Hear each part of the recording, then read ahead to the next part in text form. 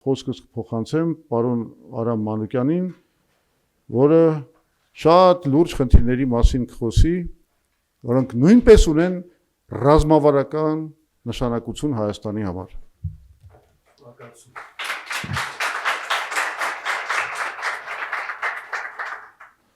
Ժամանակը շատ կարճ է, խոսելու եմ շատ կոնկրետ։ Ծրագրի բոլոր մասերը գիտական վերլուծության արդյունք են, առանց բացառության։ Մասնավորապես 3-ին օրես ներկայացնելու եմ, ծանոթացնելու եմ ձեզ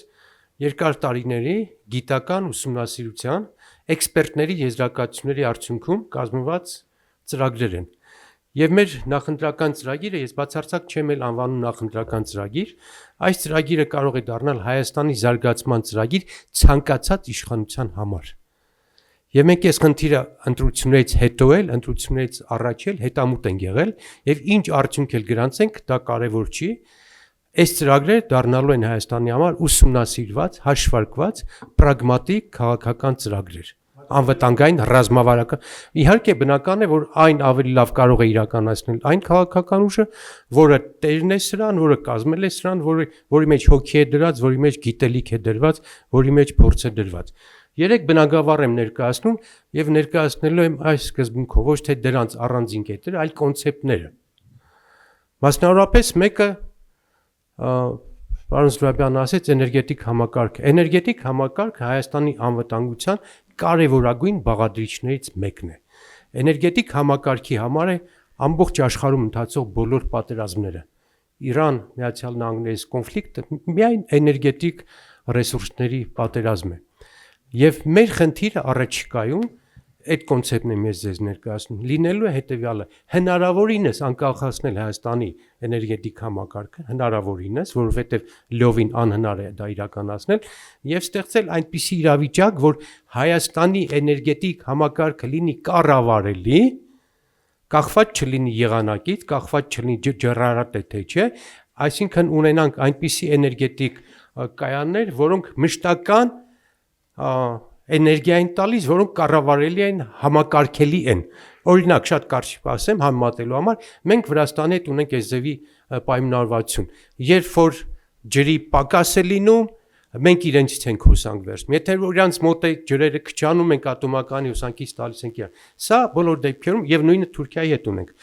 Սա բոլոր դեպքերում բերում է էներգետիկ տատանումների։ Էներգետիկ տատանումների խնդիրը շատ կարևոր խնդիր է արևային մարտկոցներով, արևային էներգիայով աշխատող ատոմական էլեկտրակայանները։ Մենք դրանով լավ զարգացել ենք, Հայաստանում շատ կա, բայց արևային էներգիայի շատ զարգացումը երբեմն եւ աշխարհում կա այդ փորձը բերում է կատաստրոֆաների էներգետիկ համակարգում։ Համակարգ ուղղակի քանդվում է կամ բանից վերահսկողությունից դուրս է գալիս։ Դրա համար հարկավոր է ունենալ մեր նպատակը Կոնգրեսի էներգետիկ նպատակը հետևյալն է. ստեղծել այնպիսի համակարգ, որ ստեղծված էներգիան պահպանվի եւ կառավարվի։ Դրանք կուտակիչներն են, դրանք մեջ ամբարտակներն են, ջրային էներգետիկ պահուստներն են, ակումուլյատորներն են մեջ, որոնք ցանկացած ժամանակ կարողանում են ռեգուլիրով կանել, կարգավորել էներգետիկ հոսքերը։ Այդ առումով, եթե մենք ունենում ենք արևմտյան երկրների այս համակարգը, մեծ էներգակիրների, էներգիա կուտակիչների կամ արտադրություն կամ սարքերի տեղադրում, արևային էներգիան մեզ մոտ կարող է դառնալ հեռանկարային էներգիա, եւ այդ դեպքում մենք կարող ենք էներգիա վաճառել հարևան երկրներին։ Գլխավոր խնդիրը մնում է ատոմականը, իհարկե, ատոմականը դարձել է կռվախնձոր Ադրբեջան, Թուրքիա, Հայաստան, այս ամբողջ քաղաքական բաների մեջ եւ իզուր չէ, որ ուզում են ուղակի հանել Հայաստանին այն երկրների ցանկից, որը ունի ատոմական։ Աշխարհում 30 երկիր կա, որ ունի այս հզորությունը, ունի այդ պաշտպանական համակարգը, որ կոչվում է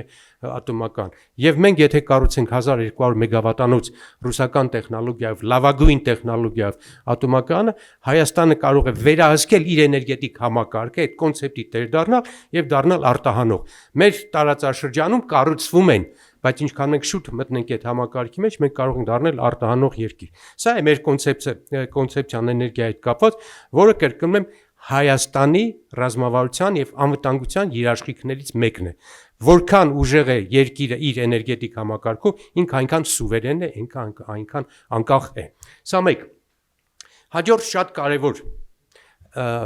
համակարգը շատերը սրան բանի տեղել չեն դնում կամ լուրջ չեն վերաբերում ջրային ռեսուրսների կառավարման համակարգն է։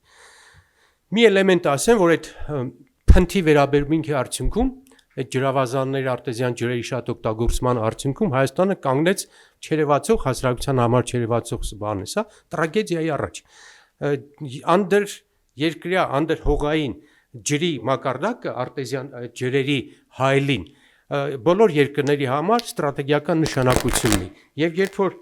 շատ է ջուր հանում, Հայաստան 25000 տոննա ձուկ արտադրում։ Սա աբսուրդ է, էլի։ 25000 տոննա տարեկան ձուկ Հայաստանը իր լճերով եւ իր անդերքի ջրերով պահում է ուղարկում է Մոսկվա։ Սա էկոլոգիական աղետի ուղիղ բան է, սպառնալիք է։ Եվ 5-6 մետր այդ ջրի ներքևի ջրի ստոր երկրյա ջրերի մակարդակը իջել էր ցած։ Հիմա որոշ բանով բարձրացել է, բայց բոլոր դեպքերում այս ջրի այս սնամեջ լինելը,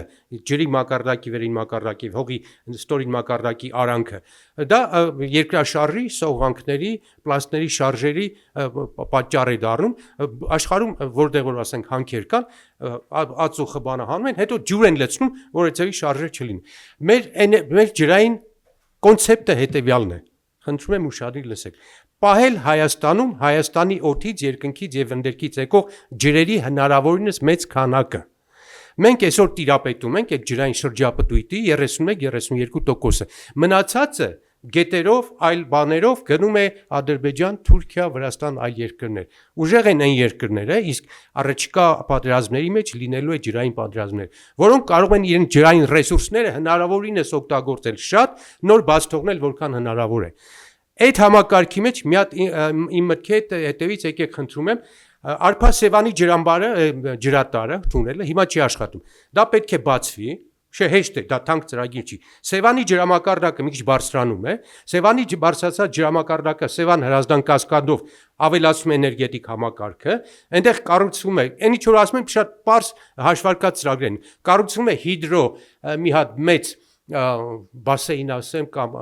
ջրավազան ասեմ, որը այնի ասած ջրային եւ էներգետիկ բանը համակարգ սկսում է կարգավորել։ Երբ որ պետք է ջուր փառք թողնել էներգիան ուժեղացնել, անում ես։ Եթե պետք է հավաքել, զսպում ես էներգիան շատ էներգիա։ Եվ այս ավելացած ջուրը, ընդ որում Սևանը սրանով չի ավելում։ Սևանը որքան մտնում է, այնքան է դուրս է գալիս կասկադ եւ կասկադով գալիս է ջրամբարներ։ Մասնավորապես Եղվարդի ջրամբարը, որը կարող է լինել Հայաստանի երկրորդ ջրամբարը, 230 միլիարդ խորանարդ մետր։ Սա հզորագույն մի հատ էներգետիկ ջրային էկոլոգիական գյուղատնտեսական սիստեմ է, որի կառուցման դեպքում Հայաստանը բազմաթիվ խնդիրներ է լուծում եւ ռազմավարական խնդիրներ, իմ ասած հայկական ջուրը մնում է Հայաստանում, ծառայում է Հայաստանին։ Սա այն կոնցեպտը, որի մասին սա գիտական մի ամբողջ ջրի կարգավորման նախարարության կոնցեպտ է։ Մենք երկար տարբեր տարիներ մշակել ենք սա մասնագետների հետ, գիտնականների հետ, տարբեր պրոֆեսիոնալների հետ։ Սա մեր ծրագիրն է, գեղեցիկ, սիրուն, իրականանալի եւ Հայաստանի անկախությունը բարձրացնող ծրագիր։ Եվ վերջինը ձեր թույլտվությամբ ես ներկայացնում եմ բոլոր այն թեմաներ, որոնց հարազատ են, որոնց մեջ 30-40 տարի խորացել եմ եւ կարողանում եմ մի քիչ բանի փորձագետի մակարդակով ներկա։ Մյուսը ինձ համար ամենահարազատ ու ամենացավալի համակարգը, որի մասին խոսելու եմ, դպրոցական համակարգն է, գյուղական դպրոցական համակարգն է, գյուղերի ոչնչացման համակարգն է, որ այս իշխանությունն այսօր տանում է։ Մենք այդտեղ տրագեդիայի մեջ ենք։ Հայաստանում կատարվում է մի հատ ողբերգական գործընթաց հայաթափման, սահմանների թուլացման, գյուղական համայնքների ոչնչացման, որը սկսվել է ոչ հիմա, որը սկսվել է համայնքների խոշորացումից։ Համայնքների խոշորացման արդյունքում համայնքները կորցրեցին իրանց ինքնուրույնությունը, կորցրեցին պետության հետ կապը, գյուղապետաները ոչնչացան եւ գյուղերը սկսեցին դատարկվել։ Դրա հաջորդ քայլը, նաեւ հաջորդ քայլը հասան նրան, որ հիմա դպրոցներն են փակում։ Երբ որ սկսվեց գյուղերի միացումը, մենք ունեինք 250 դպրոց, որը 100-ից ցածր աշակերտ ուներ։ 250 դպրոց, 100-ից ցածր աշակերտ։ Հիմա դրա արդյունքում, նաև դրա արդյունքում ունենք 430 դպրոց, որոնք ունեն 100-ից ցածր աշակերտ։ Եվ տեխնիկական, տնտեսական, ֆինանսական առումով որոշում են կայացել այս դպրոցները փակել։ Փակման ենթակա է 230 դպրոց։ Ես դες բերել եմ ներկայացնեմ դպրոցների քարտեզը, որոնք փակվում են, մի սարսռալու բան է։ 230 դպրոց փակվում են, այս այդ քարտեզն է, ամբողջ քարտեզն է, գույները մարզերով են տված։ Ես հիմա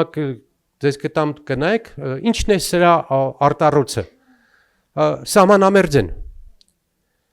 Նայեք վերևի մասը, սա Ամասյան է, Սյունիքն է ներքևում, այն Շամշադինի մասն է, Գեղարքունիքի մասն է, բանով եթե նայեք, հեռվից էլ կերաղում։ Մեծամասնությունը սահմանամերձ գյուղեր են։ 55 սահմանամերձ գյուղ այս ծրագրով փակվում է։ 100 գյուղ լեռնային գյուղ է։ 41 գյուղ, որի դպրոցը փակվում է, միակ դպրոցը գյուղի։ Բարձր լեռնային է 2000 մետրից բարձր։ 2000 մետրից բարձր ժողովուրդ, ոչ մի ավտոբուս ձմեռը այն ամենացրտաշունչ ամիսներին չի աշխատում, ոչ մի երեխա չի գնալու տեղից տեղ։ Մի հատ օրինակ, ամենաակնառու օրինակը, ամբողջ Ամասիայի շրջանում կա 26 գյուղ։ 26 գյուղում այս process անելուց հետո մինչև օգոստոսի 1-ը մնալու է 4 դպրոց։ 4 դպրոց սպասարկելու է 26 գյուղի։ Սահմանամերձ բարձր լեռնային։ Եվ ես բողոքելու համար չեմ եկել, ասեմ, մեր ծրագիրը հետևյալն է, շատ կոնկրետ, միջազգայինորեն փորձված, ուսումնասիրված փորձ։ Հոլանդիան ունի 1000 կղզի բնակեցված։ Մի այդքան էլ ունի Շվեդիան, մի այդքան մոտավորապես ունի Նորվեգիան, Ավստրալիան եւ այլն։ Շատ քիչ բնակչությամբ։ Կա 10, 20, 30 ընտանիքով կղզիներ։ Այդ երեխեքին չեն բերում միացնում այլ մեծ դպրոցի կղզու դպրոցին, որպեսի կրթություն ստանա։ Կա այսպեսի կոնցեպտ, ես հիմա արդեն ասում եմ իմ ասացի մեղին, կոնցեպտը կոչվում է հետևյալ, ոչ թե աշակերտն է գնում դպրոց, այլ ուսուցիչն է գալիս աշակերտի մոտ։ Ամբողջ գրկնում եմ հոլանդական, ավստրական, ֆինական համակարգի էությունը հետևյալն է։ Պետությունը մի քիչ փող է ավելացնում, ուսուցչին ուղարկում է բանի մոտ, աշակերտ մոտ։ Ինչպես է ուղարկում։ Հեռահար ուսուցումով, ամսվա մեջ կամ շաբաթվա մեջ մի անգամ ուղարկելու, տեղում smart դասարաններ կան, smart գրատախտակներ, որտեղ տեղի ասիստենտի միջոցով Երևանից, չգիտեմ, բանի Բավրայի դպրոցի երեխեքի համար, ստեղ ուսուցիչ դասերը պարապում են։ Կոմպյուտեր ես տալիս, ինտերնետ ես տալիս, մի քիչ գումար ավելացնում ես, երեխեքը մնում են իրենց գյուղում, սա է կարևոր բան, սկզբունքը։ Եվ մենք առաջարկում ենք գոնե 50-ից ավել աշակերտ ունեցող դպրոցները չփակվեն, որովհետև դրանք սահմանամերձ են, դրանք պոստեր են, սահմանային պոստեր։ Եվ այս սկզբունքը մենք հետևողական ես խոստանում եմ բոլոր մեր նայողներին, ուսուցիչներին, գյուղական համայնքներին, մենք այդ ծրագիր իրականացնելու ենք։ Մենք չենք թողնելու այս ազգակործան իշխանությունը ոչնչացնի հայկական գյուղերը, հայկական սահմանամերձ գյուղերը։ Սա մեր հիմնական ծրագիրն է, լինելու ենք հետևողական եւ չենք թողնելու։ Մենք այս երկրի տերն ենք, այս երկրի պաշտպանունակությունը, այս երկրի գոյությունը, իր անկախությունն է եւ մեր նաեւ գոյությունը։ Շնորհակալություն, եթե երկար խոսեցի կներեք, սա է մեր հիմնական 3 դույթները։ Մերսի։